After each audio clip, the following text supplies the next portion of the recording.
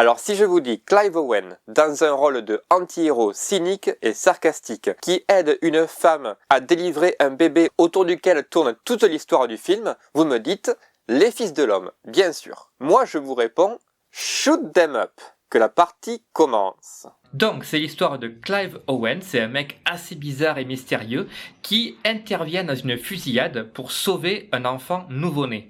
Sa mère se fait descendre par des hommes armés, lui il récupère l'enfant et il se retrouve pourchassé par une équipe de tueurs à gages et il s'associe à une prostituée pour sauver le gamin. Et ensemble, ils vont découvrir que le bébé, il est au cœur d'un complot machiavélique, mais ça, je vous en parle pas. Bon, au niveau du scénario, de toute façon, on s'en fout un peu. Même si le film a été écrit et réalisé par le même mec. Ce qui signifie donc que c'était un projet qui lui tenait à cœur et que c'est un film qui porte malgré tout la patte de son réalisateur. Je connais pas du tout sa carrière. Par contre, ce que je vois à l'écran, c'est qu'il a été biberonné aux films de John Woo, aux jeux vidéo et aux comics américains.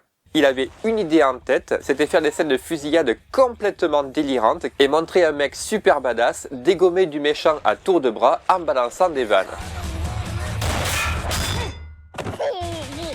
Ça aurait pu être un hommage marrant aux films d'action des années 80 avec Schwarzenegger et Stallone par exemple, avec les gros bras qui faisaient la loi en fait, et les méchants qui tombaient comme des mouches sans demander le reste, ou ça aurait pu être une sortie directe en vidéo avec soit Jean-Claude Van Damme, soit Chuck Norris dans le rôle principal. Mais au contraire, le film a beaucoup de charme et de personnalité. D'abord, le héros est joué par Clive Owen, et un détail marrant, c'est qu'il bouffe constamment des carottes.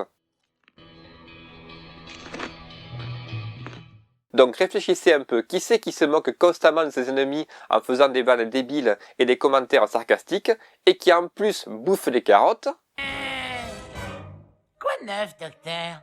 Et en plus le méchant de service, c'est un peu pareil, il est constamment en train de vociférer et de cracher sa haine à la gueule de tout le monde, et en fait personne ne le prend au sérieux.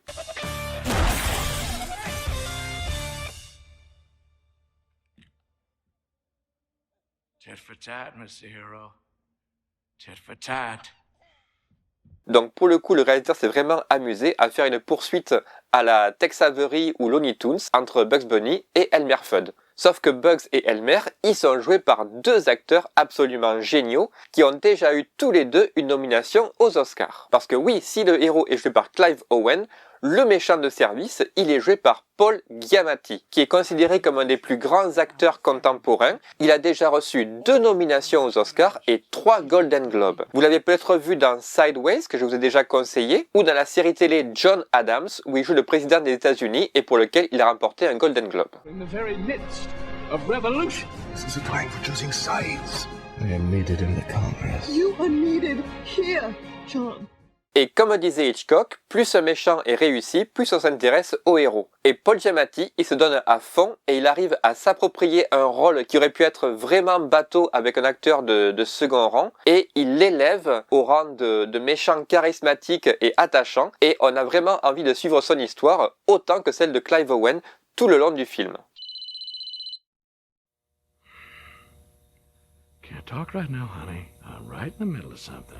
Donc si vous cherchez un film d'action complètement second degré, volontairement débile, mais bien mis en scène, bien joué et qui est quand même très créatif dans ses chorégraphies, posez votre cerveau à l'entrée et regardez Shoot 'em Up.